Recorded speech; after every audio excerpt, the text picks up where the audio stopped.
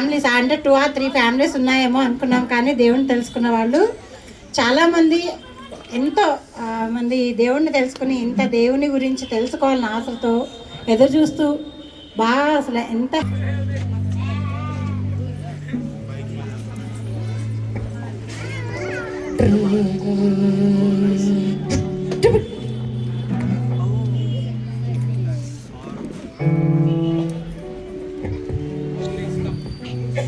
ఇప్పుడు పొలిటీషియన్ గారు వచ్చారనమాట.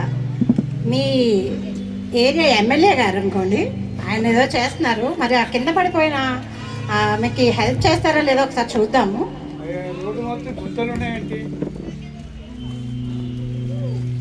సరే చేపిద్దాం, మంచిది చేపిద్దాం.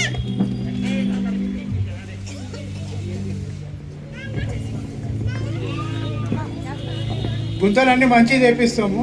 ఏం బేఫికర్ ఉండండి అందరూ. ఎమ్మెల్యే ఉన్నాగా నేను చూసుకుంటా. మీకు ఎమ్మెల్యే గారు ఏమైనా సాయం చేస్తారా? నేను చూసుకుంటా. మొత్తం రోడ్లు ఎట్లా చేస్తానంటే పిచ్చెక్కిస్తా. ఓకేనా? సరే సరే. ఎమ్మెల్యే గారు వెళ్ళిపోతున్నారా? చూసారా ఎమ్మెల్యే గారు ఏం చేస్తున్నారో?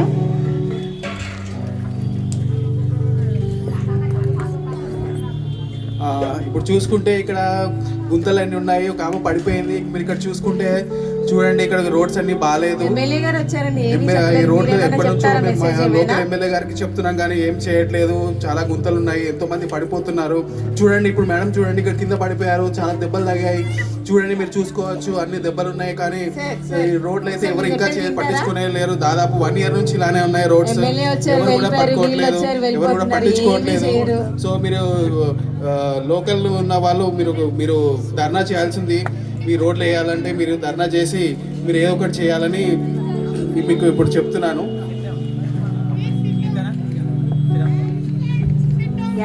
ఇప్పుడు స్టూడెంట్స్ వెళ్తున్నారు, ఏం చేస్తారో చూద్దాం. ఈ స్టూడెంట్స్ కాలేజ్కి చాలా లేట్ అయిపోయింది. ఇప్పుడు కూడా నువ్వు లేటే సరే, కానీ నా ఫోన్లో చాలా ఇన్స్టాస్లో అసలు ఎన్ని వచ్చినాయి తెలుసా లైక్స్. ఇవాళ ఏం పెట్టలేదు దివ్యా, నువ్వేమైనా పెట్టావా? లేదు, ఈ రోజు కంటెంట్ కోసం వెతుకుతున్నాను. అసలు ఈ మధ్య నాకు లైక్స్, ఈ కామెంట్స్ ఇవన్నీ చాలా తగ్గిపోయినాయి. అసలు ఒక్క దెబ్బతో చాలా ఇచ్చేయాలి, మొత్తం ఫాలోవర్స్ పెంచేసుకోవాలనుకుంటున్నాను నేను. ఓ దివ్య, ఇక్కడ ఎవరో ఉన్నా దివ్య, ఒకసారి మనం స్టూడెంట్స్ తీద్దామా? కొంచెం మనం ఫేస్బుక్ లో పెట్టుకుందామా? ఒకసారి సెల్ఫీ తీద్దామా? సెల్ఫీ తీద్దాం. ఈ దెబ్బతో మనకి ఫాలోవర్స్, లైక్స్ చాలా ఎక్కువైపోతాయి కదా. దీంతో అంటే ఎంత అసలు ఫాలోవర్స్ వచ్చేది? ఎంతమంది వచ్చారు, ఎమ్మెల్యే వచ్చారు, కాలేజ్ టైం అయిపోయింది, స్టూడెంట్స్ వచ్చారు, ఎవ్వరు హెల్ప్ చేయట్లేదు. ఎవరైనా నాకు హెల్ప్ చేసే వాళ్ళు ఉన్నారా? అయ్యో సిస్టర్, అయ్యి ఏమైంది? ప్లీజ్ టేక్ కేర్, జాగ్రత్తగా వెళ్ళకండి. చాలా బ్లీడింగ్ బ్లడ్ వస్తుంది, కాల్ కూడా స్వెల్లింగ్ అయింది. ఏమైంది సిస్టర్? ఇలా బైక్లో వెళ్తుంటే పడిపోయాను బ్రదర్. అయ్యో దిస్ సో అన్ఫార్చునేట్. నేను అక్కడ కూర్చొని చూస్తూ ఉన్నాను. ఆల్రెడీ పొలిటీషియన్ వచ్చారు, చాలా మంది కార్పొరేట్ వాళ్ళు వచ్చారు, జర్నలిస్ట్ వచ్చారు. అవును బ్రదర్, అందరు వచ్చారు కానీ ఎవరు హెల్ప్ చేయలేదు. ప్లీజ్ కమ్, నేను మిమ్మల్ని హాస్పిటల్ తీసుకెళ్తాను. నేను కామన్ మ్యాన్ని, మీరు కార్లో కూర్చోండి, నేను మా driver thank you brother, thank you so much. Driver నుంచి పంపిస్తాను, కూర్చోండి. అంటే సొసైటీ ఎలా అయిపోయిందంటే ఎవరో వచ్చి మనకు హెల్ప్ చేయాలని అనుకుంటా ఉన్నాం. అందరినీ మనం వాళ్ళు చేయాలి, వీళ్ళు చేయాలి, లేదంటే ఎవరో వచ్చి మనకు హెల్ప్ చేయాలనుకుంటున్నాం. కళ్ళ ముందు సమస్య ఉన్నప్పుడు దాన్ని చూసి మనం వెళ్ళిపోతున్నాం, కానీ ఎవరూ స్పందించట్లేదు. మార్పు మన నుంచే ప్రారంభం అవ్వాలి. ఎవరో వచ్చి పరిస్థితులు మారుస్తారనుకోవడం తప్పు. నిర్ణయాలు మనమే తీసుకోవాలి. యేసు ప్రభు వారు అదే చేశారు. ఇలాంటి పరిస్థితిలో ఉన్నటువంటి సమాజాన్ని చూసి ఆయనే పరలోకాన్ని వదిలిపెట్టి ఆయనే భూమి మీదకి వచ్చి నీ స్థాయిలోకి నా స్థాయిలోకి దేవుడు వచ్చి చేయందిచ్చాడు. అదే క్రిస్మస్. ఆ యేసు ప్రభు ఎలా అయితే మన ఎళ్ళ ప్రేమ చూపించాడో అలానే మన అందరం కూడా ఇతరుల ప్రేమ చూపించాలి. వేరే వాళ్ళు ఎవరో వచ్చి చేస్తారని కాదు, కానీ మన కళ్ళ ముందు ఎవరైనా కష్టపడతా ఉంటే, ఇబ్బందుల్లో ఉంటే, శత్రువు అయినా కూడా చెయ్యించి మనం సహాయం చేయాలని బైబిల్ నేర్పిస్తూ ఉంది. కాబట్టి మనందరం బైబిల్ చదువుదాం, యేసు ప్రభు వారిని చూద్దాం, ఆయనే ఆదర్శంగా మనందరం బతుకుదాం. మీ అందరికీ happy Christmas. Thank you so much.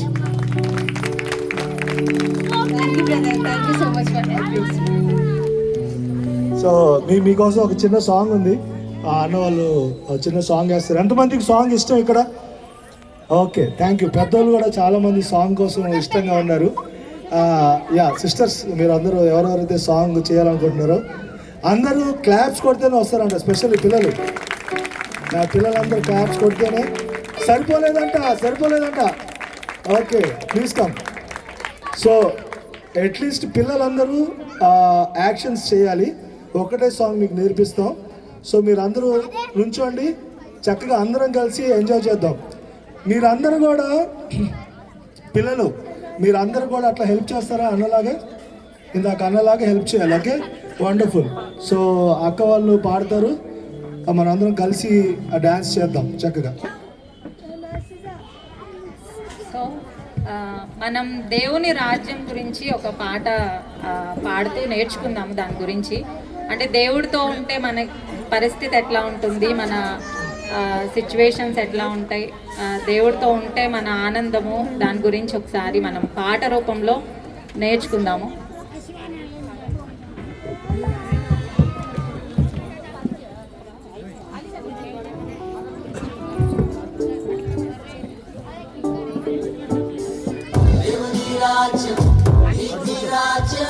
కల్మషములు లేని రాజ్యం, శాంతి రాజ్యం, కరుణ రాజ్యం, ప్రేమ రాజ్యం, యేసు రాజ్యం.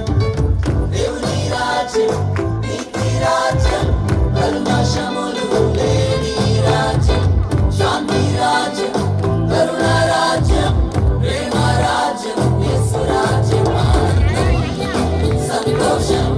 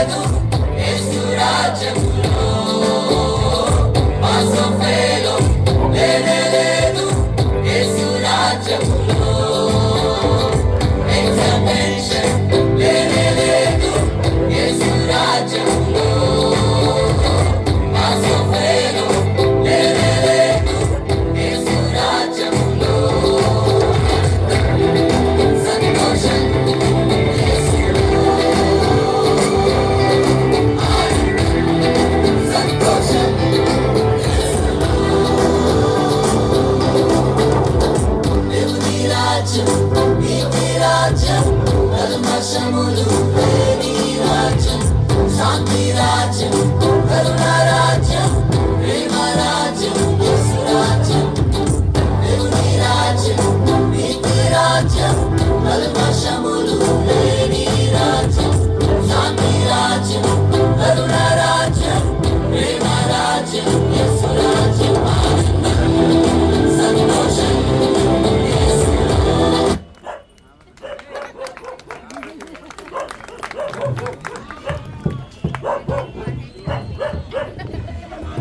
మన యొక్క దేవుని రాజ్యం వచ్చినప్పుడు ఎట్లా ఉంటుంది అనేది అది భూలోకంలోనే, అంటే దేవుడు ఏదైతే కావాలి అని కోరుకుంటున్నారో ఇక్కడే అది ఉంది. ఎప్పుడైతే మనం దేవుని పిల్లలుగా ఉన్నప్పుడు, క్రీస్తుని ప్రభువుగా అంగీకరించి క్రీస్తు ద్వారా మనము తండ్రితో సమాధానం కలిగినప్పుడు ఈ నీతి న్యాయాన్ని జరిగించి దేవుని పిల్లలుగా మనం ఉండటం అనేది మెయిన్ ఈ పాటలో దేవుడు నేర్పిస్తున్నటువంటిది. అంటే మనకు ఎటువంటి ఆకలి దప్పులు అనేవి ఉండవు. అంటే ఆయనతో ఉన్నప్పుడు ప్రతి ఒక్క పరిస్థితుల్లో దేవుడు మన తోడుగా ఉంటారు, మనం వదలరు, ఎడబాయరు. సో అదేనమాట. మేము యాక్చువల్గా పిల్లలందరూ ఉన్నారని ఇప్పుడు అనుకుని చేసినవి రెండును. థ్యాంక్ యూ ఆల్, అందరికీ చాలా చాలా హ్యాపీ అండ్ మ్యారీ క్రిస్మస్ అందరికీ.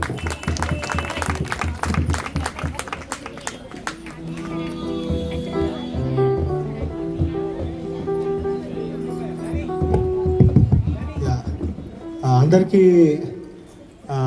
మళ్ళా ఒక చిన్న మాట ఏంటంటే, కరెక్ట్గా నన్ను 5 నిమిషాలు ఉంచమన్నారు.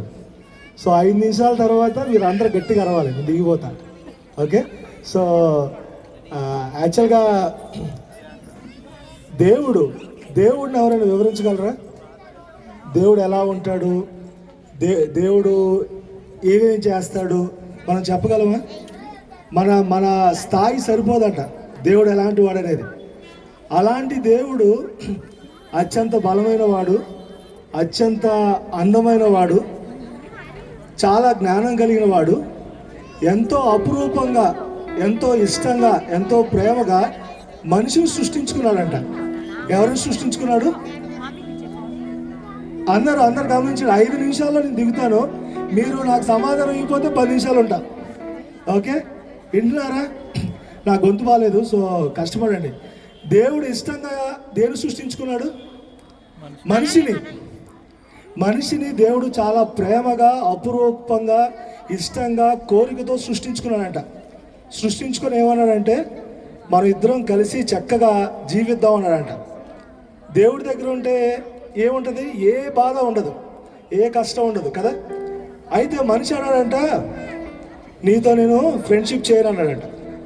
నీతో నేను ఫ్రెండ్షిప్ చేయను, నీతో నాకు అవసరం లేదు, నా బ్రతుకు నేను బతుకుతా అన్నాడంట. దేవుడు గుండెల మీద గుద్ది, గుండెల మీద కాళ్ళతో కొట్టి మనిషి తన జీవితం ప్రారంభించాడు. మనిషి తన జీవితం తను బ్రతకాలనుకున్నప్పుడు ఎలా బతుకుతాడు? ఇందాక చూసాం కదా మనిషి యొక్క వ్యక్తిత్వం. ఒక మనిషి కళ్ళ ముందు కింద పడిపోయినా కూడా సహాయం చేయలేనటువంటి చెడ్డ హృదయం. దేవుడేమో సహాయం చేయడానికి ఎంత దూరమైనా రాగలడు, కానీ మనిషి కళ్ళ ముందు కష్టం వస్తే, కోపం వస్తే సొంత భార్యను కూడా కొడతాడు, సొంత కూతురును కూడా కాలుతో కొడతాడు. అది మనిషి వ్యక్తిత్వం. అయితే దేవుడు మనిషి వైపు చూసి జాలిగా ఈ మనిషిని ఎలా అయినా బాగు చేసుకోవాలనుకున్నాడట. ఎవరైనా అనుకుంటారు అట్లా? మనకి ఇష్టం లేని వాళ్ళు కనిపిస్తే, కళ్ళ ముందు కనిపిస్తే మొహం తిప్పుకొని వెళ్ళిపోతాం మనం, అవునా? మనకు నచ్చపోతే మొహం తిప్పుకొని వెళ్ళిపోతాం. కానీ దేవుడు సృష్టికర్త చాలా ఇష్టంగా నిన్ను నన్ను చేసుకున్నాడు కాబట్టి ఆ ప్రేమలో మార్పు లేకుండా నిన్ను నన్ను బాగు చేయాలని కోరుకున్నాడు. ఆయన బాగు చేయాలని కోరుకొని ఏం చేశాడంటే, చాలామందిని, ఇక అన్నలాంటి వాళ్ళని చాలామందిని సమాజంలోకి పంపించాడు. అరే మీరు వెళ్ళండి, చక్కగా వాళ్ళకి చదువు చెప్పండి, లేదంటే చక్కగా మంచి చెప్పండి, బుద్ధి చెప్పండి అంటే మనిషి ఏం చేశాడు? దేవుడే వద్దన్నారు కదా, మనుషులను కూడా వద్దని మనుషుల మీద ఉమ్మేసి మనుషుల్ని చంపారు. మనుషులు మాకొద్దు, మా బ్రతుకు మేము బతుకుతామని చెప్పి వాళ్ళు వ్యసనాలతోటి, మందుతోటి, సంతోషం లేకుండా, దుఃఖంతో వాళ్ళు బ్రతకడం ప్రారంభించారు. ఇదంతా దేవుడు చూస్తూ ఉన్నాడు. దేవుడు చూసి కాలు మీద కాలు వేసుకొని, ఇదే కదరా మీ దగ్గర నుంచి నేను కోరుకున్నది, ఇలా మీరు నాశనం అయిపోవడం నాకు కావాలన్నాడా? దేవుడు ఎప్పుడు అనలా. దేవుడు అంట కృంగిపోయాడంట. ఆయన సింహాసనం మీద కూర్చోలేకపోయాడంట. ఆయన సంతోషంగా ఉండలేకపోయాడంట. మనుషులందరూ బాధపడతా ఉంటే దేవుడు చూసి, ఎంతమందిని పంపించాం మీ దగ్గరికి, మీరేమో జ్ఞానం వద్దంటున్నారు, సత్యం వద్దంటున్నారు, మంచిగా మేము కుటుంబంగా ఉండాలనుకోవట్లేదు అని అంటున్నారు, సంతోషం అంత నాలో ఉందిరా, సమాధానం అంత నాలో ఉంది, నేను లేకుండా మీరు ఎలా బతకగలరు అని చెప్పి దేవుడు పదే ప్రయత్నం చేస్తూ ఉన్నాడు. చాలా ప్రయత్నాలు చేశాడు, చాలా రకాలుగా సహాయం చేద్దాం అనుకున్నాడు, కానీ మనిషి మారలా. అలాంటి టైంలో దేవుడు ఒక నిర్ణయం తీసుకున్నాడు. అత్యంత అధికమైన స్థాయిలో ఆయన ఉన్నాడంట. ఎక్కడ? పరలోకంలో, ఆకాశం పైన, ఎవరు చూడలేనటువంటి స్థాయి.